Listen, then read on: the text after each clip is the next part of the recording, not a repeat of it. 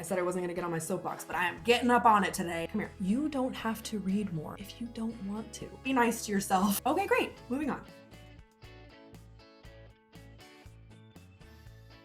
So, you want to read more and are looking for some ideas on where to start? You've come to the right place. Allow me to give you some of my credentials. Hi, I'm Rachel, and I have learned how to become a reader again as an adult. I always loved reading as a kid, but then college and grad school and life, it fell to the wayside. But I figured out how to reincorporate it into my life again. It was slow and gradual at first, but now it is a constant fixture in my life and has been for a few years. And I have learned how to continue to be a reader through a lot of phases of life. So, as a grad student, while I was getting my private pilot's license, while I was planning my wedding. All three of those things were happening at the same time, by the way. Y'all are getting the lore in this video, as well as through the seasons of getting married, having a full-time job, pregnancy and having a baby, being a working mom, now being a stay-at-home mom with my energetic toddler running around, and starting an online presence on YouTube, Instagram, and TikTok. Hi, hello, welcome. I have learned a lot about how to be a reader in a real busy, full life. So I hope that goes to show you that it can be a part of your life no matter what's going on. I know that there are different seasons for everything, but those are a bunch of seasons that I've been able to keep reading a big part of my life to hopefully encourage you that whatever phase of your life you're in, if you're wanting to make reading a part of your life, you can absolutely do it. I'm going to help you with how to do it. So today I'm sharing 10 manageable tips that will help you read more without crazy goals or just do it attitude or shaming yourself or changing your whole schedule. We love attainable goals. We love starting small. So let's get into it. Tip number 1 is my most important tip. I am not gatekeeping it for the end. I'm going to share it right here because I think it's the most important. So if you get anything from this video, I want it to be this tip. Tip number 1, do it because you want to. Getting into reading shouldn't be from a place of, oh, I feel like I should, or it's good to read, or I feel guilty because I'm not reading. Don't feel guilty if you're not reading more. Don't beat yourself up. This is for you. You are not being graded. You can change your goals at any time or decide you actually don't want to read more at any time. No one is mad at you. No one is disappointed in you. This video is for if you personally want to read more. Reading is meant to be enjoyed, not this intimidating should hanging over you. So if you don't have to do it, think of why you want to do it. It's a hobby. It's a way to slow down. It's a way to take in stories, exercise your brain a little, use your imagination, calm your heart rate, enjoy something not on a screen. So find your why that isn't that you should do it. I reject that so hard. And again, listen carefully. Come here. You don't have to read more if you don't want to. Got it? Okay, great. Moving on. Tip number 2, set attainable goals. Unattainable goals are discouraging and soul crushing. So let's slice it thinner. Let's take it step by step. My whole journey of returning to reading started back in 2019 when a friend of mine set a goal to read 12 books in the year. That's 1 book a month. And I remember thinking, I can do that. Even in grad school with everything I had going on, I was like, I can do 1 book a month. Setting a goal can help organize things in our brain and help clarify what we mean when we say, I want to read more. Have you heard of SMART goals? I am obsessed with SMART goals. I'll put a little infographic up on the screen so that you can see it, screenshot it. It's very self-explanatory. I won't get into the whole thing right now. I won't get up on my soapbox on SMART goals. Make a very attainable goal. Don't go crazy. I think the sweet spot is a number that both challenges and doesn't intimidate. Enough that you can reach that goal and maybe even exceed it. Not something that you're going to be sweating in December because you're nowhere near your goal and feel the need to either give up or cram all this reading into your holiday season. Like, who is that fun for? Who's that fun for? Reading's supposed to be fun. My third tip is to also set a daily reading goal. This tip is for creating a regular habit of reading. This is also within the realm of having a SMART goal. Make it small and attainable for the days that you do not feel like reading. Is that 5 minutes a day, 10 minutes a day, 1 chapter a day? I was slumping hard in January, so I decided to give myself this goal, but I decided, okay, to get out of my reading slump, I'm going to read for 10 minutes a day. That felt really attainable. So even the days that I didn't feel like it, I'm like, I can do a quick 10 minutes before bed. The whole point of this is to show up every day. So if in that 10 minutes I read 1 page, I still showed up. It's about forming the habit, which is the hardest part of starting anything, is just starting. So seriously, make it laughably short. I would say better a little too short than a little too long. Number 4, read when you can. Reading doesn't have to mean waiting until you have 2 hours of free time to really snuggle in and read. Don't get me wrong, that is the ideal situation. But that's not realistic. When's the last time you had 2 hours of leisure time to just do whatever you felt like? It happens, but rarely. And when and if that 2 hours of leisure time does come around, it's gonna feel really hard to start reading if you're not already in the habit. So take what you can get. You're in the waiting room waiting for your appointment,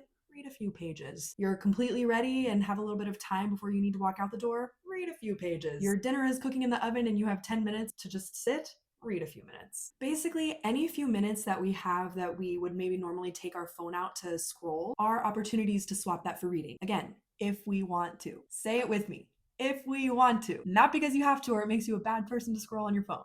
I said I wasn't going to get on my soapbox, but I am getting up on it today. Be nice to yourself.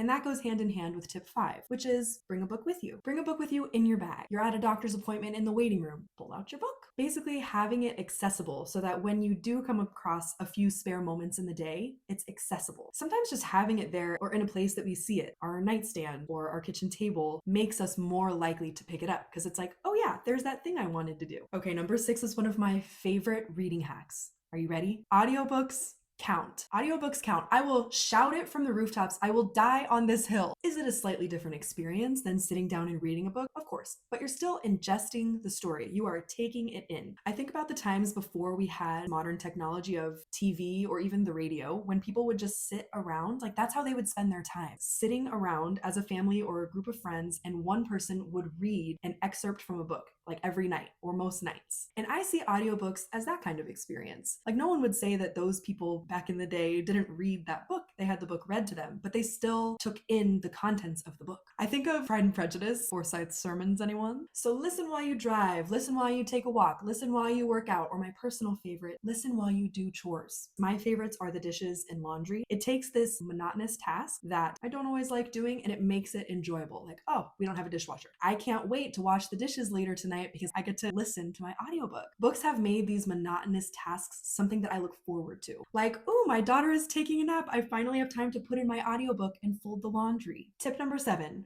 Find a buddy. It could be your friend, your spouse, your mom. Basically, pick a book together that you're going to read and then pick a certain date that you will meet to discuss the book. So it kind of gives you a deadline, and also then you have someone to talk about your book with. You can meet over coffee or dinner. You can look up questions online if you want some structure, or just gab about it if you don't want structure. It's so fun. Number 8, don't make yourself finish books. If you don't like it, chuck that thing, find something else. You're not getting graded. This is literally for you. We have a magical phrase in the book community called DNF. It means did not finish. It is allowed and encouraged. Life is too short for bad books that send you into reading slumps. And you can tell yourself I said so. Which brings me to my next point. Read books you like. It's important to find the right books for your taste. Your taste is individual. It is your own, unique. It's part of your creativity and your art because reading books is ingesting art. If it is a good book and you are into it, you will want to read it. You will be waiting for the time that you can finally read this book. Think about when you're watching a really good TV show and it ends on a cliffhanger, but you have to go to bed. So then the next day you are thinking about it at work. You're thinking about it while you drive. You're thinking about it in a meeting. You're thinking about it washing dishes. You are counting down the minutes until you can sit down and watch some more and figure out what happens after this cliffhanger. When a book is good, when a book is right for you, it is that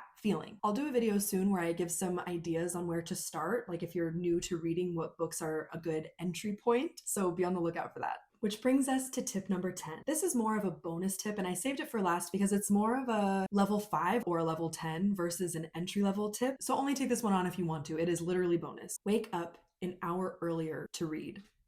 I know, it's intense. Enter if you dare. There have been times in my life when I have been really good at this. It is actually kind of like my long-term goal to get up a couple of hours earlier to really start my day gently. Start with coffee, quiet, some prayer, some reading, because it really makes a night and day difference in how I feel to wake up before everybody else and ease into the day, breathe by myself, things like that, as opposed to like waking up and running around and feeling behind and all of that stuff. So number 10, literally enter if you dare, get up a little earlier just to read. It creates time in your day. So there you have it. I hope that this was helpful and that you feel inspired and not overwhelmed. I would say pick like 1 to 3 of these to start with and see how it goes. This is by no means a guide of all 10 things that you have to do in order to become a reader. That would be insane. Pick a few, pick one, see if it fits. If it doesn't fit, toss it, try another one. Starting a new habit is hard. Give yourself grace. I appreciate you being here. Like I said, I will be doing a video with my own personal recommendations of if you're looking to get into reading as an adult, which books I think are a good gateway into that. I'll do like a few different genres, but let's help each other out in the meantime. If anyone has any ideas on books that they would recommend for gateway books for people trying to get back into reading, please drop them in the comments. I will see you in the next one. Cheers.